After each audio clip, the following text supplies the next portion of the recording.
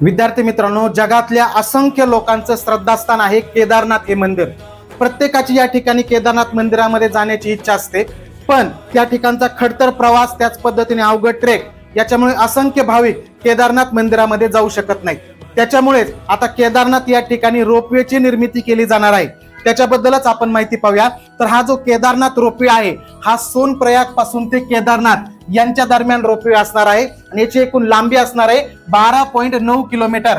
आणि आता सध्या सोनप्रयाग पासून केदारनाथला पोहोचायचं म्हणलं तर 8 ते 9 तासाचा वेळ लागतो. तर तो वेळ रोपवे सुरू झाल्यानंतर फक्त 36 मिनिटावर येणार आहे. हा जो रोपवे आहे याची निर्मिती अदानी ग्रुप कडून केली जाणार आहे आणि या रोपवेच्या कामाला सुरुवात ही 2026 पासून होणार आहे. आणि हा रोपवे सुरू झाल्यानंतर प्रति तास 1800 प्रवासी हे या रोपवेच्या माध्यमातून प्रवास करू शकतात. आणि हा जो रोपवे आहे हा जगातला सर्वात सुरक्षित सेक्युअर रोपवे असणार आहे.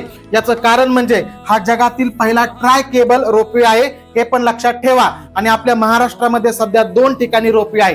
पहिलं म्हणजे रायगड किल्ल्यावर आणि दुसरं म्हणजे नाशिक जिल्ह्यामध्ये जे सप्तशृंगी मंदिर आहे त्या ठिकाणी रोपवे आहे. आता हे जे केदारनाथ मंदिर आहे याच्याबद्दल सुद्धा तुम्हाला माहिती असणं गरजेचं आहे. केदारनाथ हे उत्तराखंड राज्यातील तीर्थस्थळ आहे. रुद्रप्रयाग या जिल्ह्यामध्ये आहे आणि मंदाकिनी नदीच्या तीरावर आहे. आणि जे 12 ज्योतिर्लिंग आहेत भारतातलं, त्यातलं 5वं ज्योतिर्लिंग हे केदारनाथ समजलं जातं. आणि उत्तराखंड मध्ये जे छोटे 4 धाम आहेत, गंगोत्री, यमुनोत्री, बद्रीनाथ आणि केदारनाथ, त्याच्यापैकी एक ठिकाण आहे. आणि या ठिकाणीच धरण फुटून भूस्खलन सुद्धा झालं होतं. ती तारीख पण लक्षात ठेवा, 16 व 17 जून 2013 याच्यामध्ये जवळपास 6000 भाविकांचा दुर्दैवी मृत्यू झाला होता. आणि हे जे मंदिर आहे, हे मंदिर अशी श्रद्धा आहे, हे मंदिर पांडवांनी बांधलेलं आहे आणि आदिगुरु शंकराचार्यांनी याला पुनर्जीवित केलं असं मानलं जातं. अशा पद्धतीने महत्वाच्या ज्या चालू घडामोडी असतात दररोजच्या, त्या PDF स्वरूपामध्ये आपण सर्व विद्यार्थ्यांना अगदी मोफत उपलब्ध करून देत आहोत.